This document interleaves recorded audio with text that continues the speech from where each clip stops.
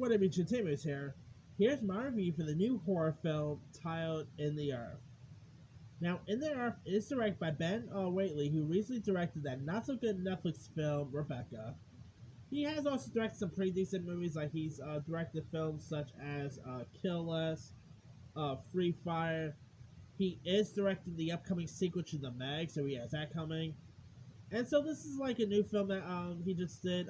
And believe it or not, this movie was actually shot during the pandemic. And crazy believe that the film is also about virus. So, granted, it's not about COVID, nothing like that, but it's still about virus.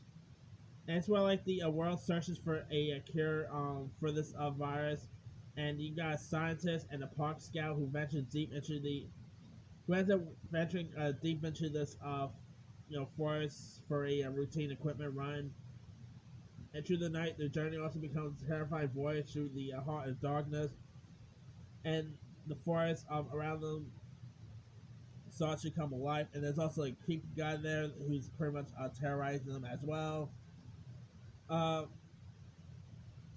Now you could definitely tell this movie was shot during the pandemic, because during the beginning, the scientist Martin Lowry, played by Joe Fry, who also gonna be seeing the upcoming Cruella movie. But Joe Fry ends up, arriving at a Glen Lodge, and he is greeted by these two guys wearing face masks. People wearing face masks. Does that sound familiar, people? Anyway, and he is also venturing out there with this other park ranger named Alma, who's portrayed by this actor named Elora Torrecha. And there's like a mess up guy who actually seemed nice at first, but then becomes very insane throughout, and is shot literally. And boy, this movie is intense. Like, there's like a moment where as scientist, where Joe Fry's character ends up getting injured, and this guy ends up pretty much because his toe is so badly injured. The only way to make sure it doesn't get affected is for him to actually amplify the poor guy's toes. Oh man, that is the most intense moment you ever want to see on screen. And you also have another colleague here named Olivia Wenda, played wonderfully by Haley Squires, who did a really good job here too. Anyway, this movie is really creepy. It is intense.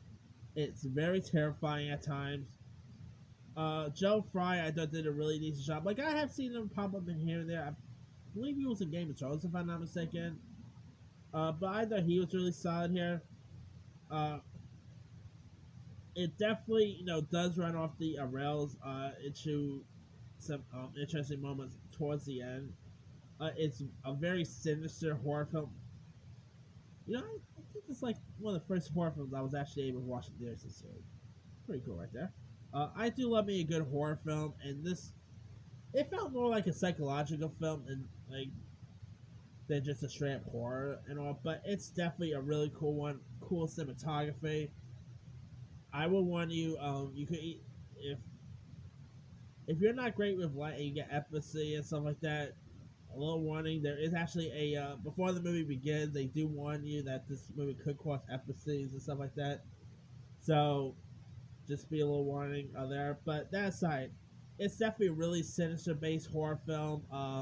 Definitely felt like other virus based horror movies we've seen, such as Contagion and all. This actually also felt like a Blair Witch Project at times too. It's not a found footage movie or anything, but it definitely had a bit of a Blair Witch feel to it. It's definitely a really creepy backwoods horror film. I mean, if you guys have not really seen it, it is in theirs. I'll say give it a shot. I think you'll either enjoy it or you won't enjoy it, Anyway, let me lead you guys. Did you have a chance to check out In the Earth? And so, what's your story? Did you like it? Did you not like it? Drop comments below. Don't forget to like, subscribe, hit that bell for notifications. This is Himo Style.